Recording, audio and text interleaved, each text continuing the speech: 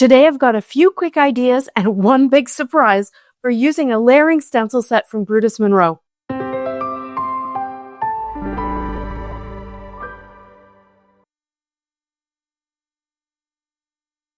It's called Spring Zig-Zag or something like that, and I guess it's cute for Easter eggs in the spring. But the truth is, a geometric pattern like this can work all year long and for any recipient, with just a few simple changes. One of the first things I noticed with this set is that it's kind of floppy, like any stencil with thin lines. If you blend your ink along those thin lines, it's really easy to lift up the stencil edges with your blending brushes and get ink where you don't want it.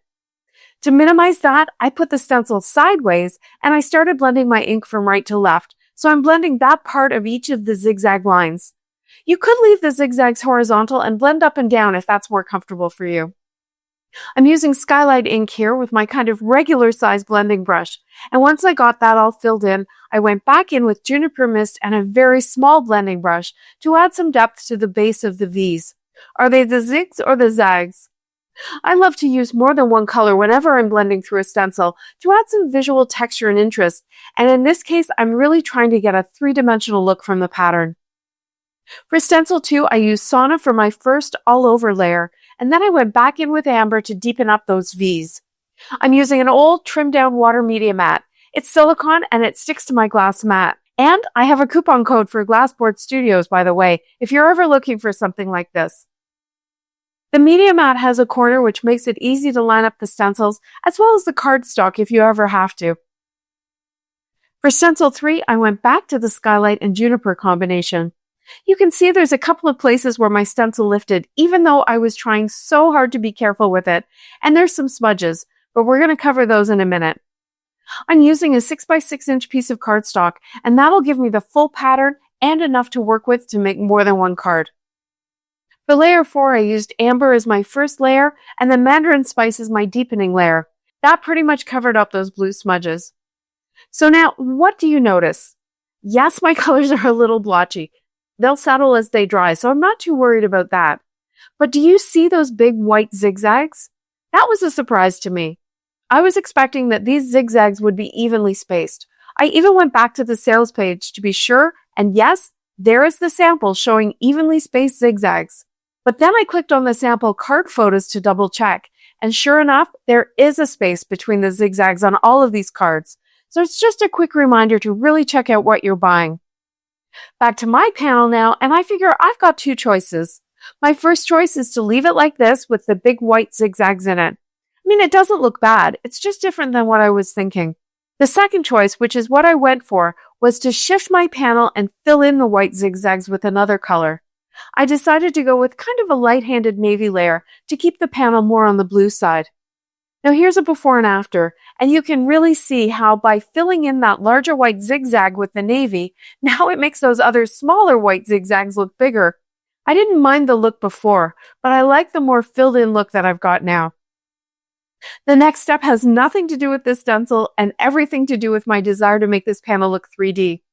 I used some mint tape to mask off along one side of each V, and then I blended a really light hand of sauna on that area. I could have done blue or even a light brown here. I just want a little bit to create a kind of shadow. See how it's starting to look like a stairway? I think that's really cool. I trimmed down the panel, and to add a little texture, I grabbed my scoring tool and I scored it vertically at every 1/8 of an inch.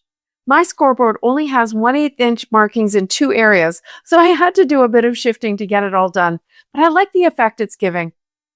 Finally, to soften the blends a bit and to give a golden shimmer, I spritzed the panel with some solar spray and golden hour. This gives it a really warm glow. I made 3 cards with this panel. The first one has a full square of the pattern on the card. This really makes that pattern the star of the show.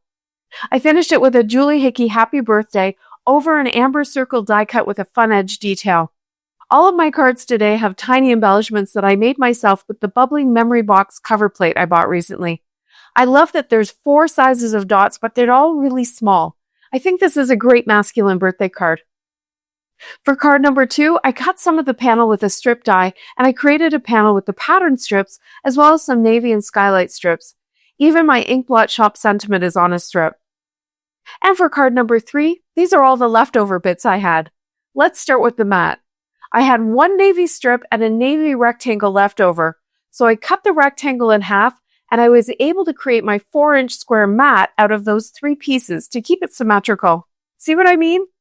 I scored the skylight panel to work with the scoring on the strip from my pattern panel, and I stamped another ink blot shop sentiment directly onto the skylight panel. I made that weird mat out of necessity, but I think it really works. I want to show you a few other ideas. The first is really just a color and season change, but stick around because after these couple of cards, I got something I'm pretty sure I've never done before. Here's card number 1 with the Christmas colors. I used Samba, Rouge, Lime Ricky, Aquatini, and then Deck the Halls to fill in that wide white stripe. I added a fun, whimsical Christmas tree from, well, I don't know how to say this. I think it's Swedish, and I found it in my not-so-local but definitely worth the drive shop over the summer. And an old favorite Avriel sentiment on a circle, along with silver frost embellishments as ornaments. Card 2 has a strip of the pattern panel with a curve cut out at the bottom to be kind of a snow hill. I used the same Christmas tree and silver ornaments and a simple tailored expression sentiment. And card number 3 has a Simon Says Stamp Merry Christmas die cut in gold mirror, along with some Simon Hurley snowflakes.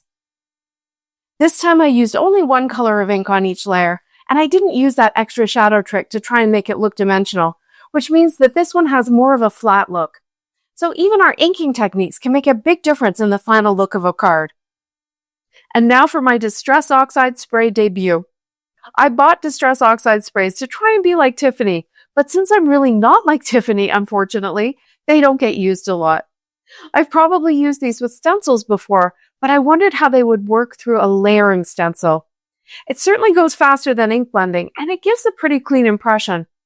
I should say that I switched to watercolor cardstock here, and I'm using Antique Linen, Speckled Egg, Spiced Marmalade, and Crackling Campfire.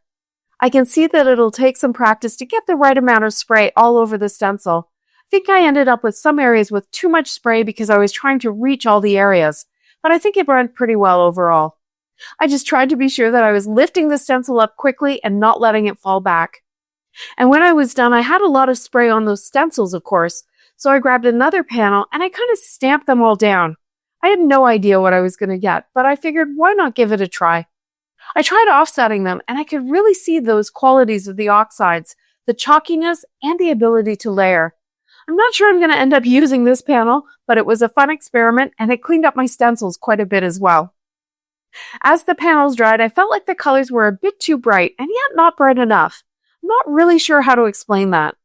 So I added a spritz of walnut stain, and then I thought that was too dark, so I tried to lift that off with a towel. And then off camera, I added another layer, but this time of antique linen.